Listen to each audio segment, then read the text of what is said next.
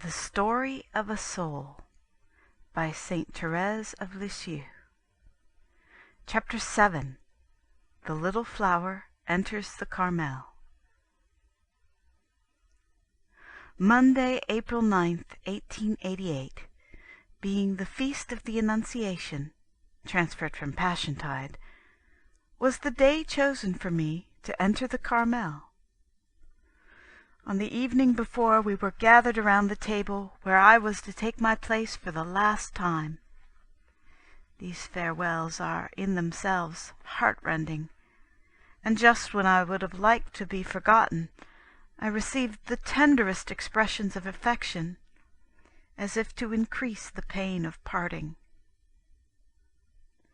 The next morning, after a last look at the happy home of my childhood, I set out for the Carmel, where we all heard Mass.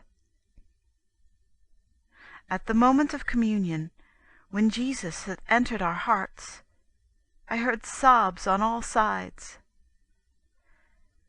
I did not shed a tear, but as I led the way to the cloister door, my heart beat so violently that I wondered if I were going to die. Oh, the agony of that moment! One must have experienced it in order to understand. I embraced my dear ones and knelt for my father's blessing. He too knelt down and blessed me through his tears. It was a sight to gladden the angels, this old man giving his child to God while she was yet in the springtime of life. At length the doors of the Carmel closed upon me. I found a welcome in your arms, dear mother, and received the embraces of another family, whose devotedness and love is not dreamt of by the outside world. At last my desires were realized, and I cannot describe the deep, sweet peace which filled my soul. This peace has remained with me during the 8.5 years of my life here, and has never left me, even amid the greatest trials. Everything in the convent delighted me, especially our little cell. Editor's note: nuns, in the spirit of poverty, avoid using the word "my" as denoting private possessions. So later on, our lamp, our handkerchief, will occur. I fancied myself transported to the desert. I repeat that my happiness was calm and peaceful. Not even the lightest breeze ruffled the tranquil waters on which my little ship sailed. No cloud darkened the blue sky. I felt fully recompensed for all I had gone through, and I kept saying, "Now I am here forever." Mine was no passing joy. It did not fade like first illusions. From illusions, God in His mercy has ever preserved me. I found the religious life just what I expected, and sacrifice was never a matter of surprise. Yet you know well that from the beginning my ways were strewn with thorns rather than with roses. In the first place, my soul had for its daily food the bread of spiritual dryness. Then too, dear mother, our Lord allowed you, unconsciously, to treat me very severely. You found fault with me whenever you met me. I remember once I had left a cobweb in the cloister, and you said to me before the whole community, "It is easy to see that our cloisters are swept by a child of 15. It is disgraceful. Go and sweep away that cobweb, and be more careful in future." On the rare occasions when I spent an hour with you for spiritual direction, you seemed to be scolding me nearly all the time. And what pained me most was that I did not see how to correct my faults. For instance, my slow ways and want of thoroughness in my duties, faults which you were careful to point out. One day it occurred to me that you would certainly prefer me to spend my free time in work instead of in prayer, as was my custom. So I plied my needle industriously without even raising my eyes. No one ever knew of this, as I wished to be faithful to our Lord and do things solely for Him to see. When I was a postulant, our mistress used to send me every afternoon at 4:30 to weed the garden. This was a real penance. The more so, dear mother, because I was almost sure to meet you on the way. And once you remarked, "Really, this child does absolutely nothing. What are we to think of a novice who must have a walk every day?" And yet, dear mother, how grateful I am to you for giving me such a sound and valuable training. It was an inestimable grace. What should I have become if, as the world outside believed, I had been but the pet of the community? Perhaps, instead of seeing our Lord in the person of my superiors, I should only have considered the creature, and my heart, which had been so carefully guarded in the world, would have been ensnared by human affection in the cloister. Happily, your motherly prudence saved me from such a disaster. And not only in this matter, but in other and more bitter trials, I can truly say that suffering opened her arms to me from the first, and I took her to my heart. In the solemn examination before my profession, I declared, as was customary, the reason of my entry into the Carmel. I have come to save souls, and especially to pray for priests.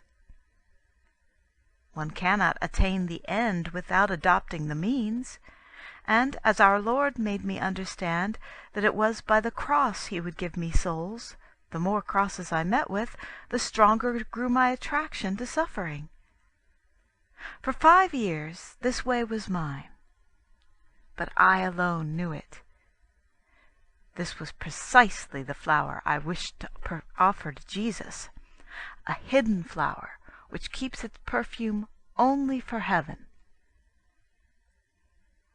2 months after my entry, Father Pichon was surprised at the workings of grace in my soul. He thought my piety childlike, and my path an easy one.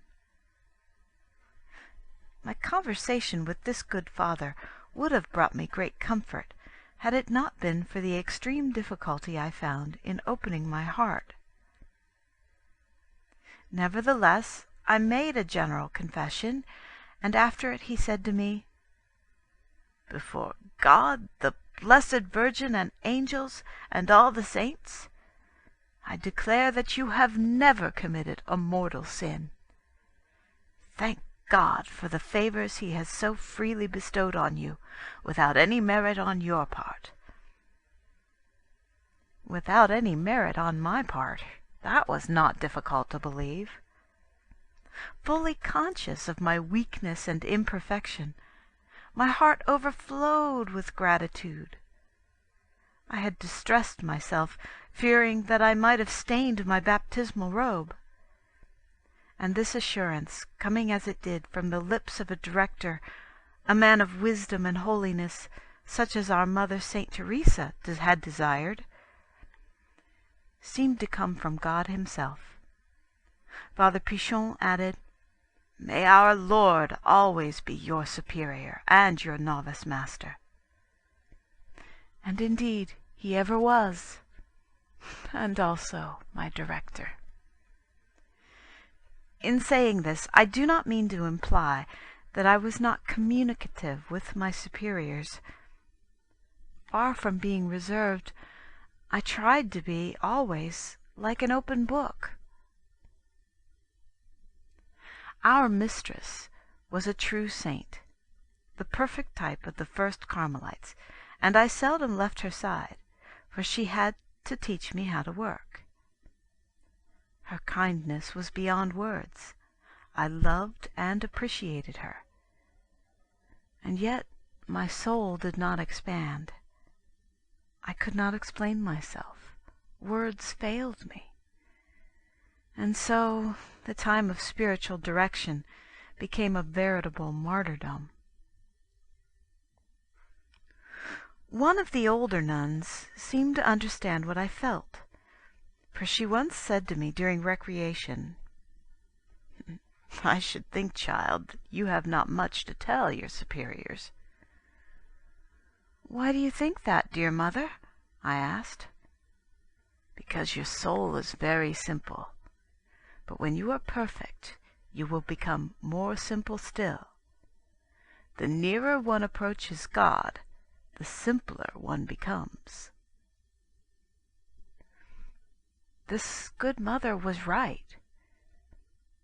Nevertheless, the great difficulty I found in opening my heart, though it came from simplicity, was a genuine trial. Now, however, without having lost my simplicity, I am able to express my thoughts with the greatest ease. I have already said that our Lord himself had acted as my spiritual guide.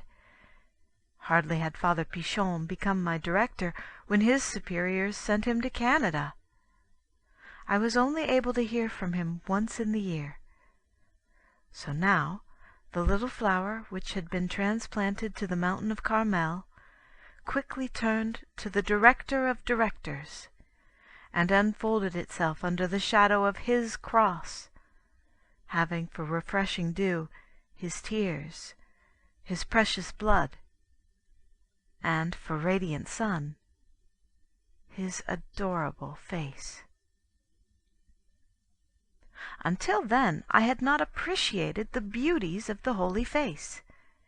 It was my dear mother, Agnes of Jesus, who unveiled them to me. As she had been the first of her sisters to enter the Carmel, so she was the first to penetrate the mysteries of love hidden in the face of our divine spouse. Then she showed them to me, and I understood better than ever in what true glory consists. He whose kingdom is not of this world taught me that the only royalty to be coveted lies in being unknown and esteemed as nothing, and in the joy of self-abasement. And I wished that my face, like the face of Jesus, should be, as it were, hidden and despised, so that no one on earth should esteem me. I thirsted to suffer and to be forgotten. Most merciful has been the way by which the Divine Master has ever led me. He has never inspired me with any desire and left it unsatisfied. And that is why I have always found his bitter chalice full of sweetness. At the end of May, Marie, our eldest, was professed, and Thérèse, the Benjamin, had the privilege of crowning her with roses on the day of her mystical espousal. After this happy feast, trials again came upon us. Ever since the first attack of paralysis, we realized that my father was very easily tired. During our journey to Rome, I often noticed that he seemed exhausted and in pain. But above all, I remarked his progress in the path of holiness. He had succeeded in obtaining a complete mastery over the impetuosity of his natural disposition, and earthly things were unable to ruffle his calm. Let me give you an instance. During our pilgrimage, we were in the train for days and nights together, and to while away the time, our companions played cards, and occasionally grew very noisy. One day they asked us to join them, but we refused, saying we knew little about the game. We did not find the time long, only too short indeed to enjoy the beautiful views which opened before us. Presently their annoyance became evident, and then dear Papa began quietly to defend us, pointing out that as we were on pilgrimage, more of our time might be given to prayer. One of the players, forgetting the respect due to age, called out thoughtlessly, "Thank God Pharisees are rare." My father did not answer a word. He even seemed pleased. And later on he found an opportunity of shaking hands with this man, and of speaking so pleasantly that the latter must have thought his rude words had either not been heard, or at least were forgotten. His habit of forgiveness did not date from this day. My mother and all who knew him bore witness that no uncharitable word ever passed his lips. His faith and generosity were likewise equal to any trial. This is how he announced my departure to one of his friends. "Thérèse, my little queen, entered the Carmel yesterday." God alone could ask such a sacrifice, but he helps me so mightily that even in the midst of tears my heart is overflowing with joy. This faithful servant must needs receive a reward worthy of his virtues, and he himself claimed that reward. You remember the interview when he said to us, "Children, I have just come back from Alençon, and there, in the church of Notre Dame, I received such graces and consolations that I made this prayer: My God, it is too much. Yes, I am too happy. I shall not get to heaven like this. I wish to suffer something for thee." And I offered myself as a... The word victim died on his lips. He dared not pronounce it before us, but we understood.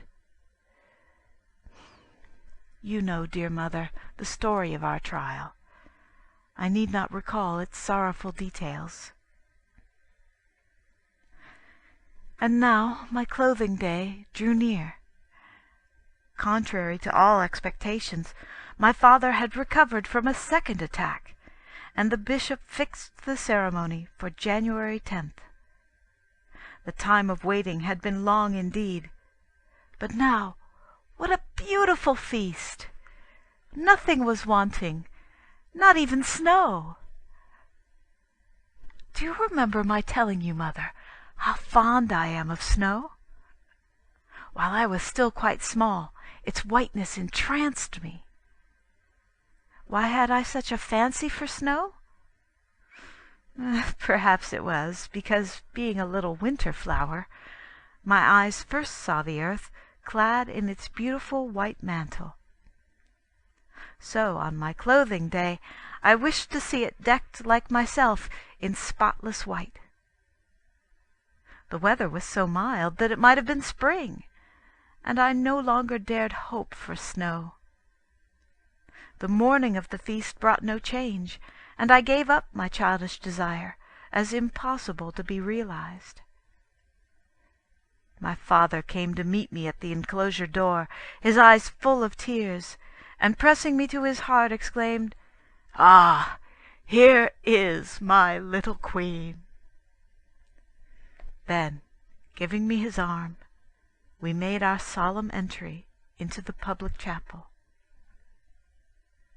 This was his day of triumph, his last feast on earth. Now his sacrifice was complete, and his children belonged to God.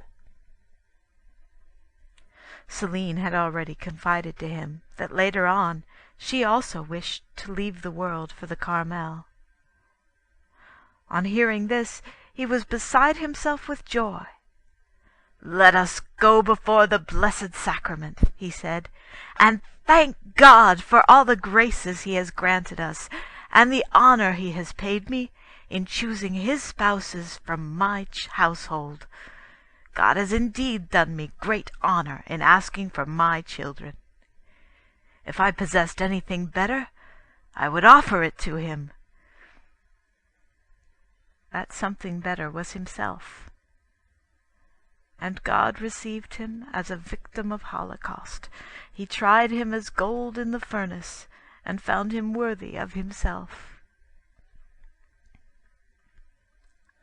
After the ceremony in the chapel, I re-entered the convent, and the bishop intoned the Te Deum. One of the priests observed to him that this hymn of thanksgiving was only sung at professions, but once begun, it was continued to the end. Was it not right that this feast should be complete, since in it all other joyful days were reunited? The instant I set foot in the enclosure again, my eyes fell on the statue of the child Jesus smiling on me amid the flowers and lights. Then, turning toward the quadrangle, I saw that, in spite of the mildness of the weather, it was covered with snow. What a delicate attention on the part of Jesus! Gratifying the least wish of his little spouse, he even sent her this. Where is the creature so mighty that he can make one flake of snow fall to please his beloved? Everyone was amazed, and since then many people, hearing of my desire, have described this event as the little miracle of my clothing day, and thought it strange that I should be so fond of snow. So much the better. It shows still more the wonderful condescension of the spouse of virgins, of him who loves lilies white as the snow. After the ceremony, the bishop entered. He gave me many proofs of his fatherly tenderness, and, in presence of all the priests, spoke of my visit to Bayeux and the voyage to Rome. Nor did he forget to tell them how I had put up my hair before visiting him. Then, laying his hand on my head, he blessed me affectionately. My mind dwelt with ineffable sweetness on the caresses our Lord will soon lavish on me before all the saints, and this consoling thought was a foretaste of heaven. I have just said that January the 10th was a day of triumph for my dear father. I liken it to the feast of the entry of Christ into Jerusalem on Palm Sunday. As in the case of our Divine Master, his day of triumph was followed by long days of sorrow. And even as the agony of Jesus pierced the heart of his Divine Mother, so our hearts were deeply wounded by the humiliations and sufferings of him whom we loved best on earth. I remember that in the month of June 1888, when we were fearing another stroke of paralysis, I surprised our novice mistress by saying, "I am suffering a great deal, Mother. Yet I feel I can suffer still more." I did not then foresee the trial awaiting us. I did not know that on February 12th, 1 month after my clothing day, our beloved Father would drink so deeply of such a bitter chalice. I no longer said I could suffer more. Words cannot express our grief, nor shall I attempt to describe it here. In heaven we shall enjoy dwelling on these dark days of exile, Yet the 3 years of my father's martyrdom seemed to me the sweetest and most fruitful of our lives. I would not exchange them for the most sublime ecstasies, and my heart cries out in gratitude for such a priceless treasure. We have rejoiced for the days wherein thou hast afflicted us. Precious and sweet was this bitter cross, and our hearts only breathed out sighs of grateful love. We no longer walked, we ran, we flew along the path of perfection. Léonie and Céline, though living in the world, were no longer of the world. The letters they wrote were full of the most edifying resignation. And what talks I had with Céline! Far from separating us, the grating of the Carmel united us more closely. The same thoughts, the same desires, the same love for our Lord and for souls made our very life. Not a word concerning things of earth entered into our conversation, but just as in former days we lifted longing eyes to heaven, so now our hearts strained after the joys beyond time and space, and for the sake of an eternal happiness we chose to suffer and be despised here below. Though my suffering seemed to have reached its height, yet my attraction thereto did not grow less, and soon my soul shared in the trials my heart had to bear. My spiritual aridity increased, and I found no comfort either in heaven or on earth. Yet amid these waters of tribulation that I had so thirsted for, I was the happiest of mortals. Thus passed the time of my betrothal. Too long a time for me. At the end of the year you told me, dear mother, that I must not yet think about my profession, as our ecclesiastical superior expressly forbid it. I had therefore to wait for 8 months more. At first I found it very difficult to be resigned to such a sacrifice, but divine light penetrated my soul before long. At this time I was using for my meditations Surin's Foundations of the Spiritual Life. One day during prayer it was brought home to me that my too eager desire to take my vows was mingled with much self-love. As I belonged to our Lord, and was his little plaything to console and please him, it was for me to do his will, not for him to do mine. I also understood that a bride would not be pleasing to the bridegroom on her wedding day, were she not magnificently attired. But what had I made ready? So I said to our Lord, I do not ask thee to hasten the day of my profession. I will wait as long as thou pleasest. Only I cannot bear that through any fault of mine my union with thee should be delayed. I will set to work and carefully prepare a wedding dress enriched with diamonds and precious stones, and when thou findest it sufficiently rich, I am sure that nothing will keep thee from accepting me as thy spouse. I took up the task with renewed zest. Since my clothing day, I had received abundant lights on religious perfection, chiefly concerning the vow of poverty. Whilst I was a postulant, I liked to have nice things to use, and to find everything needful ready to hand. Jesus bore with me patiently, for he gives his light little by little.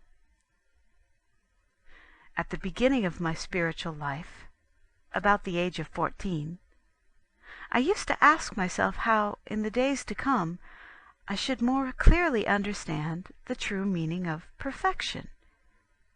I imagined I then understood it completely. But I soon came to realize that the more one advances along this path, the farther one seems from the goal. And now I am resigned to be always imperfect, and I even find joy therein. To return to the lessons which our Lord taught me. One evening after Compline, I searched in vain for our lamp on the shelves where they are kept, and, as it was the time of the Great Silence, I could not recover it. I guessed rightly that a sister, believing it to be her own, had taken it, but just on that evening I had counted on doing some work, and was I to spend a whole hour in the dark on account of this mistake? Without the interior light of grace, I should undoubtedly have pitied myself. But with that light, I felt happy instead of aggrieved, and reflected that poverty consists in being deprived not only of what is convenient, but of what is necessary.